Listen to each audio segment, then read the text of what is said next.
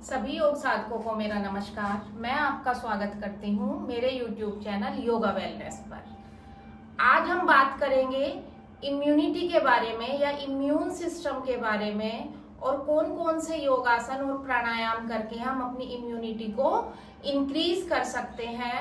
और थोड़ा सा बाद में बात करेंगे कि हमारा खाना पीना या डाइट में क्या चेंजेस हों जो हमारी इम्यूनिटी को बढ़ाने में हमारी मदद करेंगे। जैसे कि हम सभी जानते हैं कि कोरोना का जो दूसरा वेरिएंट आ चुका है और ये पहले से भी ज्यादा खतरनाक है, तो इसके लिए बचाव के लिए हमें अपनी इम्यूनिटी को बूस्ट करना है जिससे हम कोरोना से बच सकें।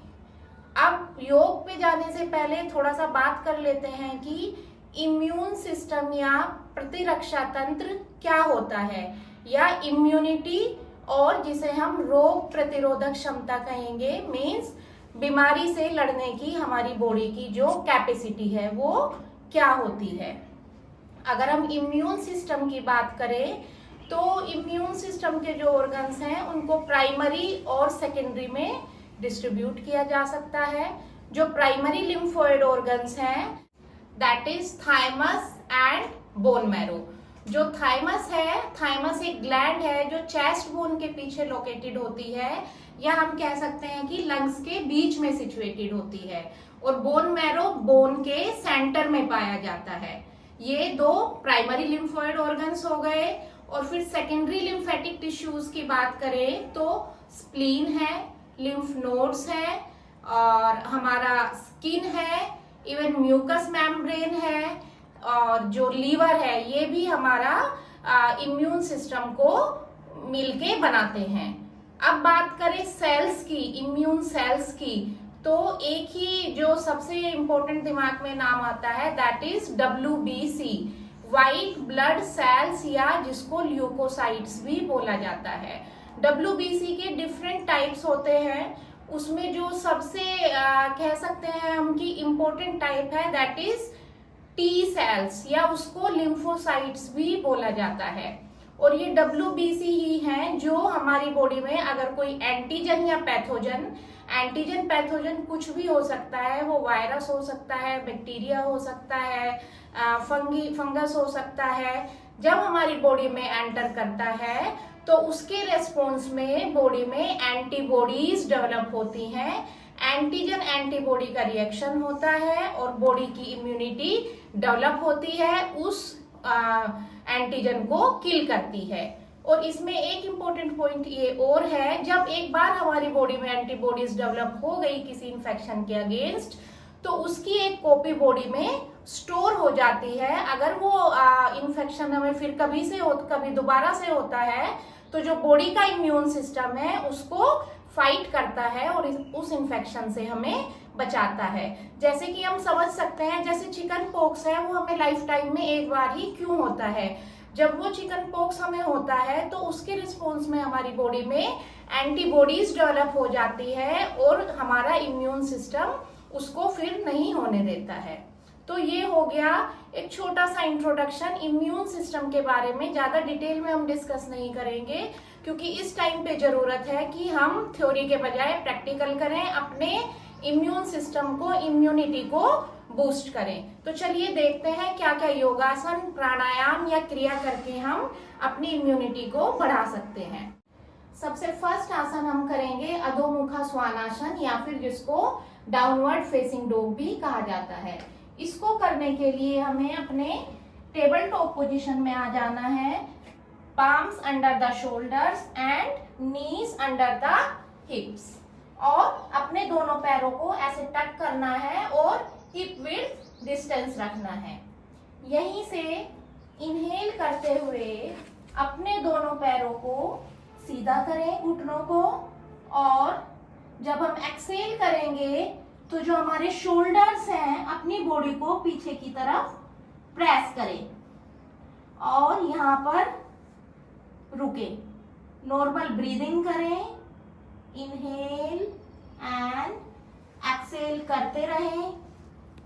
जब हम अधोमुखा स्वानासन करते हैं ये हमारी पूरी बॉडी को स्ट्रेच करता है और स्ट्रेच करने से लिम्फ नोड्स एक्टिवेट होती हैं, जिससे लिम्फेटिक सिस्टम एक्टिवेट होता है और हमारा इम्यून सिस्टम स्ट्रोंग होता है। वापस आने के लिए नी को बेंड करें और वज्रासन में आ जाएं। पहला आसन हमने किया अधोमुख श्वानासन, और इसको हर कोई कर सकता है और ये इससे हमारा इम्यून सिस्टम स्ट्रोंग होता है। बढ़ते हैं अपने सेकंड आसन की तरफ, बद्ध कोणासन। बद्ध कोणासन करने के लिए सबसे पहले आप दंडासन में आ जाएं, हाथ आपके थाइस के बराबर में, और अपने राइट लेग को अपने पेरिनियम एरिया के पास ले आइए और इसी तरीके से अपने लेफ्ट लेग को भी अपने पेरिनियम एरिया के पास ले आइए। मींस जितना अपनी बॉडी के क्लोज ला सकते हैं ले आइए, जिसको हम बटरफ्लाई पोज भी कहते हैं। और इसके बाद अपने दोनों पैरों को इस तरीके से होल्ड कीजिए, कमर गर्दन सीधी और आंखें बंद कीजिए और यहीं पर नॉर्मल ब्रीदिंग करें। इनहेल एंड एक्सेल, 5 काउंट तक करें। 1 2 3 4 5, और इसी में फिर आप अपनी लेग्स को फ्लिप कीजिए इस तरीके से, जैसे कि तितली करती है, इसीलिए इसको तितली आसन भी कहते हैं। फ्लिप करते रहिए, एटलीस्ट 20 काउंट्स तक फ्लिप कीजिए। मैं काउंट नहीं कर रही हूं, पर आप इसको फ्लिप करिए। और इसके बाद एक लंबा गहरा सांस भरें, इनहेल, और एक्सेल करते हुए धीरे धीरे अपने हैंड्स को आगे की तरफ स्लाइड कीजिए। अब अगर आपकी बॉडी की फ्लेक्सिबिलिटी इतनी है तो आप यहीं रुक जाइए, ज्यादा है तो आप आगे की तरफ चले जाइए, और अगर आप जा सकते हैं तो अपने सिर को, फोरहेड को अपनी जमीन पर टिका लीजिए, अपनी मैट पर टिका लीजिए। यहाँ पर रुके, 5 काउंट तक ब्रीदिंग करें, नॉर्मल ब्रीदिंग, एंड इनहेल करते हुए धीरे धीरे धीरे धीरे वापस आ जाए। ये बद्ध कोणासन है। इससे पहले हमने अधोमुख श्वानासन किया था। मैं सारे आसन एक एक बार करूंगी, आप कम से कम 3 बार सारे आसन को रिपीट करें। इसको करने से भी हमारा लिम्फेटिक सिस्टम एक्टिवेट होता है और हमारे इम्यून सिस्टम को स्ट्रोंग करेगा। बढ़ते हैं अपने तीसरे आसन की तरफ, जिसका नाम है परिव्रत सुखासन। मीन्स सुखासन में बैठ के हमें ट्विस्टिंग करनी है। सुखासन जो हमारी नॉर्मल आलती पालती वाली पोजीशन है उसमें बैठ जाना है और अपने हाथों को अपने नीज पर प्लेस करें और यहीं पे एक इनहेल करें और एक्सेल करते हुए अपने इस हैंड को, राइट हैंड को अपने लेफ्ट नी पे लेके आए और जो लेफ्ट हैंड है उसे पीछे की तरफ प्लेस करें और अपनी बॉडी को ट्विस्ट करें। जितना आप ट्विस्ट कर सकते हैं उतना ट्विस्ट करिए और पीछे की तरफ देखें। 5 ब्रीदिंग तक रुकें। 1 2 3 4 5 और इनहेल करते हुए वापस आ जाएं। अब इसको हम दूसरी साइड से भी करेंगे। इनहेल करें और एक्सेल करते हुए अपोजिट साइड में ट्विस्ट करें। Stay for 5 breathing and inhale करते हुए कम बैक। इसको भी आप 3 बार करेंगे। ट्विस्टिंग से क्या होता है, ये हमारे डाइजेस्टिव सिस्टम को स्ट्रोंग करता है और डाइजेस्टिव सिस्टम और अगर गट हेल्थ हमारी अच्छी होगी तो ऑटोमेटिकली हमारी इम्यूनिटी स्ट्रोंग हो जाएगी। नेक्स्ट आसन है हमारा जानु शीर्षासन। जानु शीर्षासन को करने से हमारी जो बोन मैरो है और जो स्प्लीन है वो एक्टिवेट होती है और हमारी इम्यूनिटी को मजबूत बनाती है। जानु शीर्षासन को करने के लिए अपने राइट लेग को अपनी थाइस के पास प्लेस करें और अपनी कमर, अपने दोनों हाथों को घुटने पर रखें और अपनी कमर और गर्दन को सीधा करें और फिर एक इनहेल करते हुए हाथों को ऊपर लेके जाएं और एक्सेल करते हुए स्टार्ट बेंडिंग फॉरवर्ड। और जो बेंडिंग करनी है वो हमें लोअर बैक से करनी है। Exhale and bend. अब अगर आपकी बॉडी यहीं तक अलाउ करती है आप इतना ही करिए, और अगर आपकी कैपेसिटी अच्छी है यहीं पे एक बार फिर से अपनी स्पाइन को लेंथन कीजिए, इनहेल कीजिए और एक्सेल करते हुए गो डाउन। यहाँ पर 5 नॉर्मल ब्रेथ एंड इनहेल करते हुए कम बैक। सेम इसको दूसरी लेग पे रिपीट करेंगे। अपने लेफ्ट लेग को अपनी थाई के क्लोजर प्लेस करेंगे, हैंड्स को नीज पर रखेंगे, कमर गर्दन सीधी और इनहेल, हैंड्स अप और लोअर बैक से एक्सेल करते हुए बैंड होना स्टार्ट करेंगे। यहाँ रुके 1 सेकंड के लिए और फिर से इनहेल करें और एक्सेल करते हुए अपने फोरहेड को अपने नीज से लगाने की कोशिश करें। रुके 5 ब्रीदिंग के लिए और इनहेल करते हुए वापस। इस आसन को भी आप जितने भी हम आज आसन करेंगे सबको आप 3-3 बार रिपीट करने वाले हैं। नेक्स्ट आसन है हमारा उत्थान मंडूकासन या फिर स्ट्रेच्ड अप फ्रो पोज। ये आसन क्या करता है, हमारे लंग्स की कैपेसिटी को, ब्रीदिंग कैपेसिटी को इंक्रीज करता है, लंग्स को प्यूरिफाइज करता है। और क्योंकि हम जानते हैं जो कोरोना वायरस है वो सीधा सीधा हमारे रेस्पिरेटरी सिस्टम पे अटैक करता है, तो हमें अपने इम्यून सिस्टम के साथ साथ अपने रेस्पिरेटरी सिस्टम को भी मजबूत बनाना है। तो उत्थान मंडूकासन कैसे करेंगे, वज्रासन वाली स्थिति में बैठ जाएं। वज्रासन का डिटेल वीडियो मेरे चैनल पे अवेलेबल है, आप वहां भी देख सकते हैं। और यहीं से अपने पैरों को ओपन करें। पीछे आपके पैर वज्रासन वाली स्थिति में ही रहेंगे और आगे से पैरों को ओपन करें।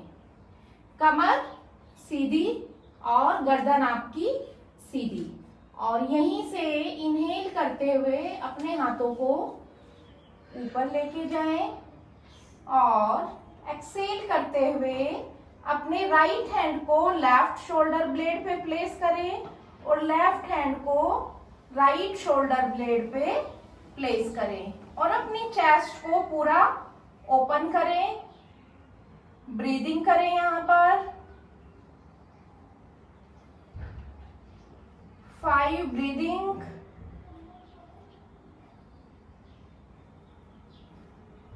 और फिर अपने हैंड्स को रिलीज करें और एक्सेल करते हुए हैंड्स को नीचे ले आए, लेग्स को वापस से वज्रासन वाली पोजीशन में प्लेस करें। It is a excellent asana for our respiratory system. Next आसन है हमारा हलासन या प्लो पोज। हलासन एक इन्वर्जन है और ये ऑक्सीजनेटेड ब्लड फ्लो को हमारे हेड की तरफ लेके जाता है। इसी के साथ साथ ये स्प्लीन और लिम्फ को भी एक्टिवेट करता है और टी सेल्स के जनरेशन में हेल्प करता है और अल्टीमेटली हमारे इम्यून सिस्टम को स्ट्रॉन्ग बनाता है। इसके अलावा इसके बहुत सारे बेनिफिट्स हैं। अगर आप डिटेल्ड वीडियो देखना चाहते हैं मेरे चैनल पे अवेलेबल है, मैं उसे अपलोड कर दूंगी, डिस्क्रिप्शन बॉक्स में उसका लिंक दे दूंगी। हलासन करने के लिए आप अपनी कमर के बल लेट जाएं। आपके जो हैंड्स हैं आपके थाइस के बराबर में, palms facing towards your mat and inhale करते हुए धीरे धीरे अपने दोनों पैरों को 90 डिग्री पर लेके आए और यहाँ से अपने हाथों का इस तरीके से सपोर्ट लीजिए उंगलियों पर और एक्सेल करते हुए अपनी बॉडी को पीछे की तरफ लेके जाए।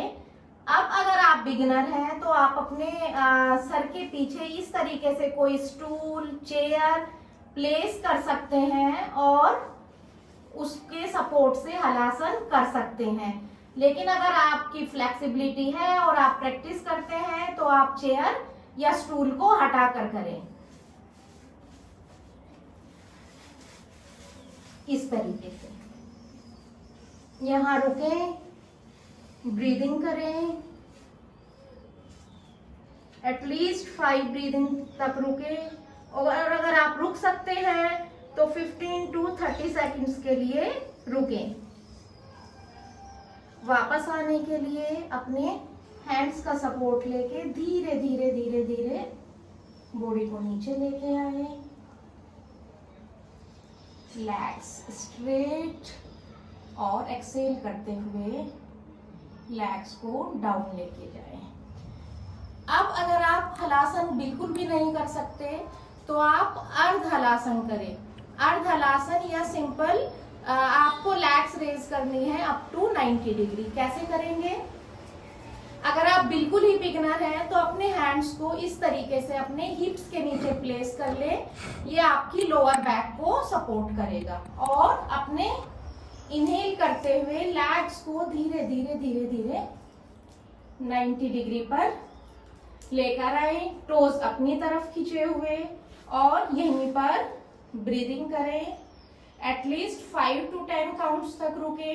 और अगर आप ये भी नहीं कर सकते तो थोड़ा सा अपने नीज को बैंड करके इस तरीके से रुके, बट ये आपको करना है।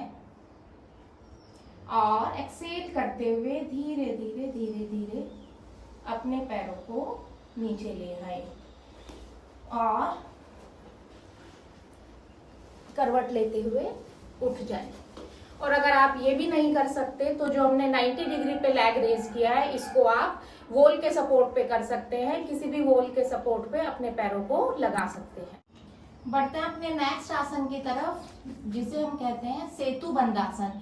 ये हलासन के लिए एक काउंटर पोज भी है और it is excellent heart opener. हमारे अनाहत चक्र को एक्टिवेट करता है, लिम्फ सिस्टम को एक्टिवेट करता है, थाइमस ग्लैंड को एक्टिवेट करता है, टी सेल्स के जनरेशन में हेल्प करता है और हमारे इम्यून सिस्टम को एक्टिवेट करता है, उसे मजबूत बनाता है। कैसे करेंगे सेतु बंधासन? अपने कमर के बल लेट जाएंगे, हमारे हाथ हमारे शरीर के बिल्कुल बगल में होंगे, पैरों के बीच में अपना हिप विड्थ डिस्टेंस रखेंगे और नीज से इस तरीके से अपने पैरों को फोल्ड करेंगे। और फोल्ड करने के बाद हम चेक करेंगे जो हमारी फिंगर्स हैं वो हमारी हील से टच हो जाए। अगर नहीं होती तो पैरों को थोड़ा सा अपनी बॉडी की तरफ ले आए और फिर यहीं पे इनहेल करते हुए अपनी बॉडी को इस तरीके से ऊपर की तरफ उठाएंगे। आप चाहें तो अपनी बॉडी को अपने हाथों से सपोर्ट दे सकते हैं और अगर आप ये करने में कैपेबल नहीं है तो आप अपने इस हिस्से के नीचे कोई पिलो या योगा ब्लॉक प्लेस कर सकते हैं। और अगर आप लिफ्ट करने में कैपेबल है तो अपने हाथों को इंटरलॉक कीजिए, इससे आप अपनी बॉडी को अच्छे से ऊपर लिफ्ट कर पाएंगे। और यहाँ पर अपनी कैपेसिटी के अकॉर्डिंग रुके। Excellent pose for weight loss also, immunity booster. And exhale करते हुए वापस आ जाए, पैरों को रिलीज करें और शवासन में 3 लंबी गहरी सांसें लें। जब भी आपको ऐसा लगे कि आप थक गए हैं तो आप शवासन में लंबी ब्रीदिंग करें, लंबी गहरी सांसें लें और फिर अपने योगाभ्यास को कंटिन्यू करें। और हमारा नेक्स्ट आसन है और लास्ट आसन है फिश पोज या फिर मत्स्य आसन। इसको करने के लिए भी हमें अपनी कमर के बल लेट जाना है और अपने हाथों को, ये मैं बिल्कुल बिगिनर वर्जन बता रही हूँ, अपने हाथों को एक दूसरे पे ऐसे रख के अपने हिप्स के नीचे प्लेस करें। इस तरीके से रख के अपने हिप्स को थोड़ा सा टिल्ट करें और अपने हाथों को इस तरीके से प्लेस करें। एल्बो आपकी बॉडी के पास रहेगी और ये करने के बाद इनहेल करते हुए अपनी एल्बो का सपोर्ट लेते हुए अपनी बॉडी को इस तरीके से ऊपर की तरफ उठाएं और चेस्ट ओपन करें, एक्सेल करते हुए अपना हेड ड्रॉप कर दें। Excellent heart opener, chest opener, breathing करते रहें। फील करें स्ट्रेच को, और यह हमारी बॉडी में WBC के फ्लो को इंक्रीज करता है, इम्यून सिस्टम को एक्टिवेट करके उसे मजबूत बनाता है। वापस आने के लिए हेड को ऊपर लेके आए और अपनी बॉडी को पीछे की तरफ प्लेस करें, हैंड्स को रिलीज करें और एक साइड से करवट लेते हुए उठ जाए। ये हो गया हमारा आसनों का अभ्यास। अब हम करेंगे प्राणायाम का अभ्यास। सबसे पहले हम करने वाले हैं कपालभाति क्रिया। कपालभाति क्रिया करने के लिए आप किसी भी कंफर्टेबल सिटिंग पोजीशन में बैठ जाएं। Either it is Sukhasana, padmasana, अर्ध पद्मासना, सिद्धासन, जो भी आपको कंफर्टेबल हो। आप वज्रासन में भी बैठ सकते हैं। इसके बाद अपने हैंड्स को चिन्ह मुद्रा या ज्ञान मुद्रा में ले लेंगे। सिंपल अपनी फर्स्ट फिंगर की टिप को अपने थंब की टिप से मिलाना है और अपने नीज पर कंफर्टेबली प्लेस कर लें। पाम्स आपकी ऊपर की तरफ रहेंगी। और कपालभाति जो होता है उसमें फोर्सफुल एक्सलेशन होता है, हमें इनहेलेशन नहीं करना है। इनहेलेशन इसमें अपने आप हो जाता है। इनहेलेशन पैसिव है और एक्सलेशन एक्टिव है। अब कैसे करना है? अगर आप बिल्कुल बिगनर है, आपको फास्ट करने की बिल्कुल जरूरत नहीं है। आप धीरे धीरे करें, अपने हिसाब से करें। और एक सेट में हम 15 स्ट्रोक लगाएंगे। आपको वैसे काउंट करने की जरूरत नहीं है, पर अगर आप बिल्कुल स्टार्टिंग में कर रहे हैं तो आप अपने एक हाथ पे इस तरीके से काउंट भी कर सकते हैं। तो स्टार्ट करते हैं। इनहेल करें और अब एक्सलेशन स्टार्ट करेंगे।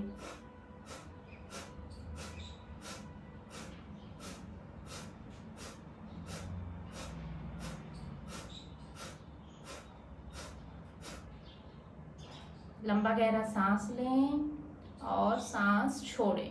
ये हमने 15 स्ट्रोक्स लगाए हैं। इसी तरीके से आप इसके 3 राउंड कर सकते हैं। तीनों राउंड्स में आपको 15-15 स्ट्रोक्स लगाने हैं। और जैसे आपको इसकी आदत हो जाए तो आप स्ट्रोक्स को बढ़ा सकते हैं और स्ट्रोक्स लगाने की स्पीड को भी बढ़ा सकते हैं।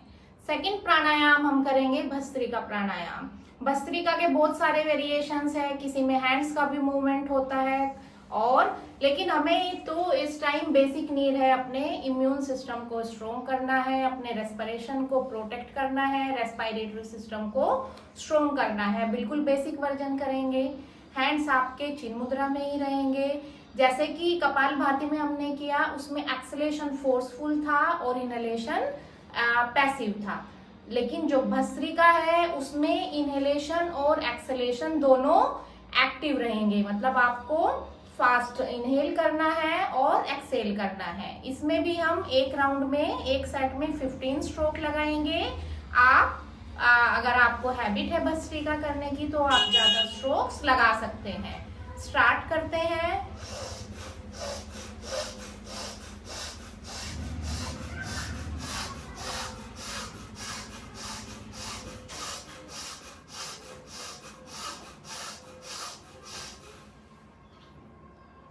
अपनी बॉडी को नॉर्मल करें। नॉर्मल ब्रीदिंग, इनहेल और एक्सेल करें। और ये हमने 15 स्ट्रोक लगाए हैं। आप इसी तरीके से 3 सेट कर सकते हैं 15-15 स्ट्रोक्स के, और आप ज्यादा भी कर सकते हैं।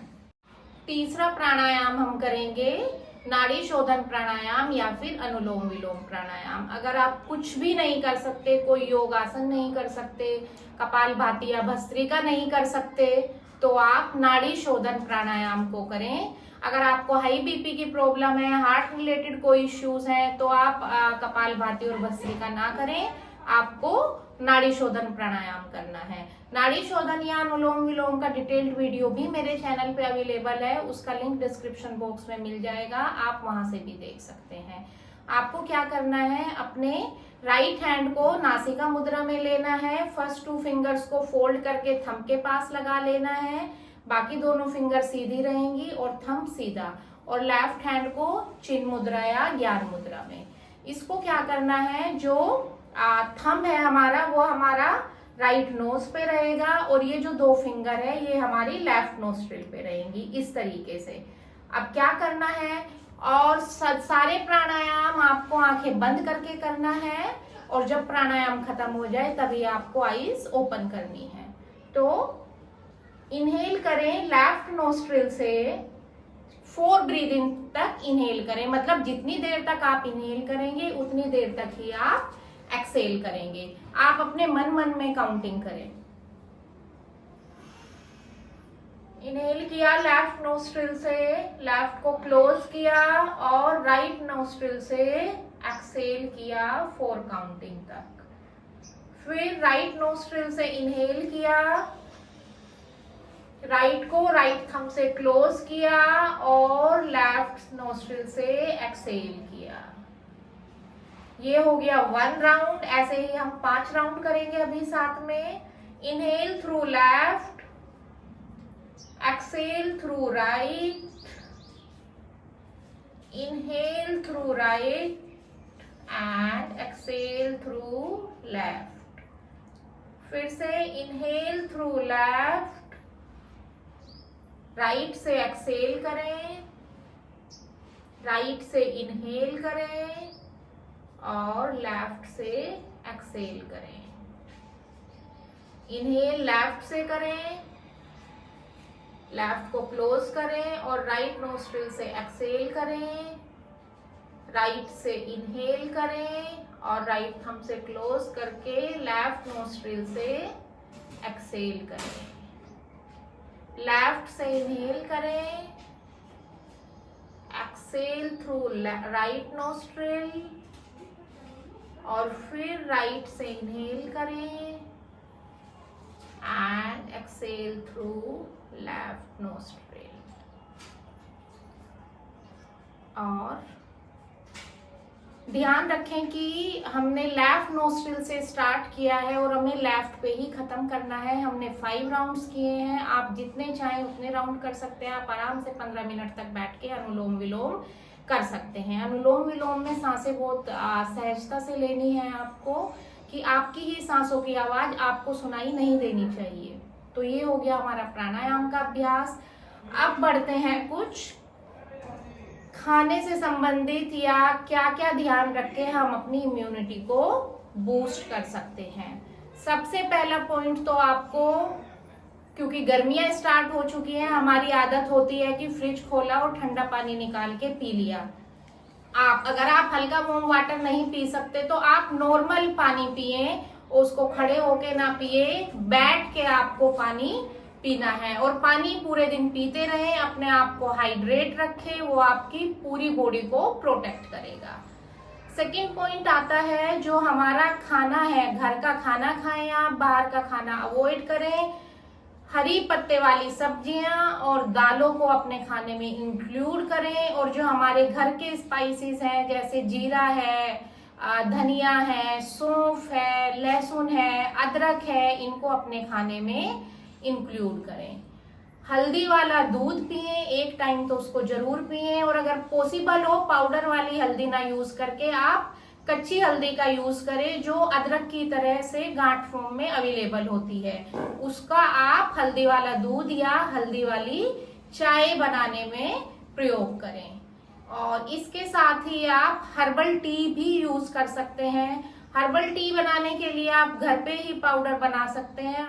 सौंफ लेनी है, छोटे वाली इलायची या ग्रीन इलायची लेनी है, सिनेमन लेना है, और आप नटमैग लीजिए, और जिसको जायफल बोलते हैं आप जावित्री लीजिए, और उसमें आप थोड़ा सा काली मिर्च डालिए, और इन सब का एक पाउडर बना लीजिए, उसे एक डब्बे में स्टोर कीजिए, और जब भी अपनी हर्बल टी बनानी हो आप इस पाउडर को यूज करके बना सकते हैं। ये आपके इम्यून सिस्टम को प्रोटेक्ट करने के साथ साथ ही आपके रेस्पिरेटरी सिस्टम को भी प्रोटेक्ट करेगा। इवन जो आपको सीजनल कोल्ड या फ्लू की प्रॉब्लम होती है उसको भी आपसे दूर रखेगा।